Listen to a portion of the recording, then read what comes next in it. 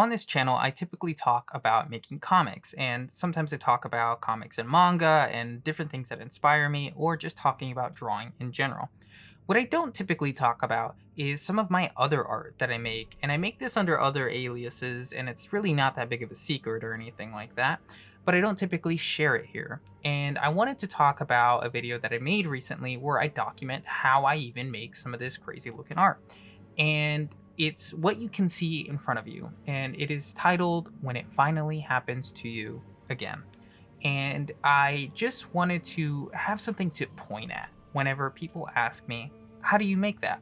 What is your process? And I just wanted to be able to show something. And it's a process that sometimes doesn't really involve a ton of drawing. In fact, sometimes it involves more photography, or it involves taking an old drawing and repurposing it. And it really harnesses some of the skills that I've developed as a graphic designer and putting some of those things together. And I think some people may not appreciate it as much just because it is not what people typically think about when it comes to handcrafted.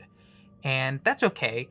I just like to share this, and I like to be able to display some of this artwork and talk about what it is that I feel, what it is I'm trying to express, what it is I'm trying to say, regardless of the medium that it's in. And here, as I've talked about before, I've experienced loss in the past. And what is focused here is just the amount of loss that I have experienced. Sometimes when it's in your head, it just feels like it's ringing around like a bell tolling in the cathedral. And so there's elements of echoes within the cathedral and just the surrounding ringing sound within your head when something like this happens. And it's a tough feeling to feel. And so I wanted to evoke that, even if the imagery itself isn't dark, even if the imagery isn't trying to hit you really hard with pain and grief and darkness. That's not what we typically look like when we're feeling all of this.